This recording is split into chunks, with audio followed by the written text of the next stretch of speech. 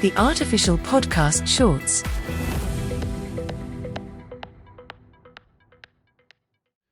Anyhow, wrapping this all together, kind of pulling all of our tangents into one, yes, the reason we have been gone for the last, several weeks has been because we've been working on building our own digital assistant that we have built specifically for at-home diagnostic testing providers. Well, I guess biotech and life science companies that offer at-home diagnostic testing products, medical devices, any type of home health care. And there actually is a very powerful story behind this that I don't think I've ever shared. Because, again, if you've been listening to our podcast for a while, you know that we've always been a voice technology company. We've always been working with Alexa, Google Assistant, whatever. But we don't really have a focus. And throughout the pandemic, I really had to take a step back, being in the role that I'm in, and think about what are we actually trying to do, and who are we actually trying to do it for? What problem are we trying to solve that will actually, I don't want to say change the world because that's so cliche, but that will actually help people? And I thought about an experience that I had as a kid, and I've probably mentioned it on this show. I am a survivor of childhood leukemia.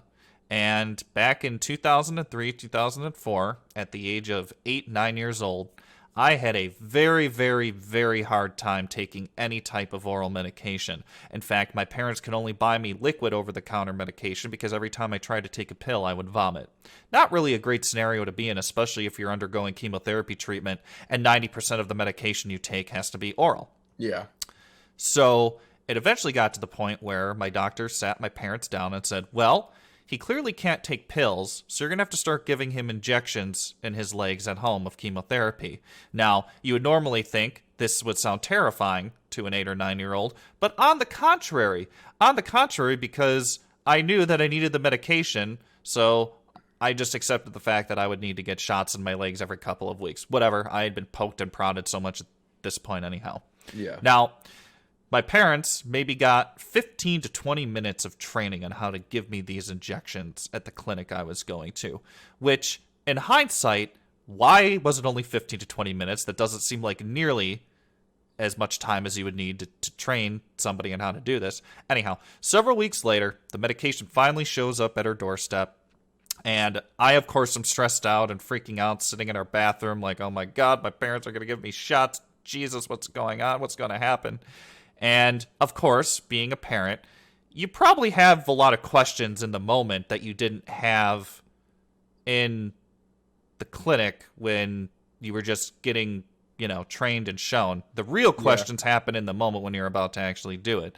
And I kid you not, the amount of hurdles that I had to witness my parents jump over to try and just get simple questions and simple information answered. And of course, this was back in 2003, 2004, so all websites sucked, even if, especially a hospital. Look, what hospital had a website back in 2003 and 2004? Yeah, you don't really think about that, do you? It's not like you also had an iPhone that you could just pull up and get your information answered on the internet either. You had to go to a desktop PC that took forever to load, all this stuff. So and most people didn't have it, right? Correct. So the internet was clearly out at this point. So they wound up calling the hospital, and the hospital had a really bad interactive voice response, IVR, the pre-recorded phone messages that you have to go through that customer service has, and they kept getting routed to different places. It was just a freaking nightmare. And I remember watching them remember watching them go through this.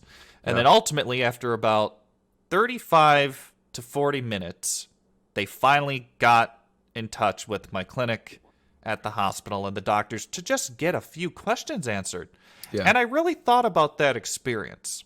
And I said to myself, that is a problem that needs to be solved, because that is a problem that even in the age of the internet, in the age of smartphones, in the age of all this access to information that we have, there still is a large problem with people in the home setting getting the information they need when they're using any type of at-home testing or medical device. I mean, I've witnessed it. There are people in my family who've gone through this still, even beyond that experience I just shared.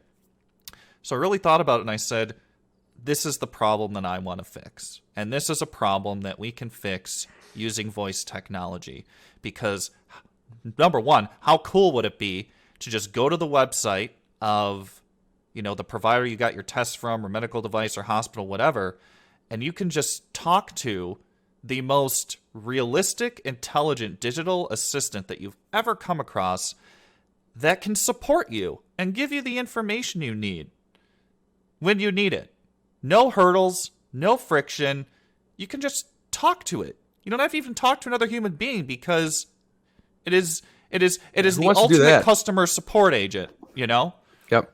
No attitude. It's a quality experience every single time. And then you look at the problems it can solve for the provider. I mean, it can help them automate so many different aspects of their business, saving money, allowing them to get access from patients that they never had access to before. That helps them make the tests better. Yep. So this was the catalyst for everything Brett and I have been working on. And I went to Brett and I said, Brettley, best big buddy. Yeah, what's up? Are you saying, yeah, what's up? I'm just playing, Oh, okay. the thing. I want to build our own voice assistant to solve this problem.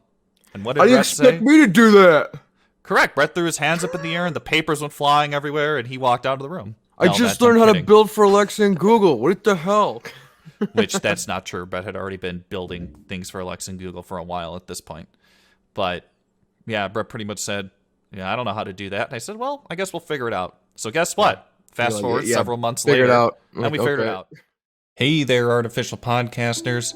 Nick Myers here just to say don't forget to smash the subscribe button to stay up to date with all of our latest episodes and new content. You can also listen to full episodes of the Artificial Podcast on Apple Podcasts, Spotify, Stitcher, Google Podcasts, and Anchor.fm. If you or someone you know is interested in being a guest on the show, visit us on the web at www.theartificialpodcast.com. Thanks for watching, and see you soon.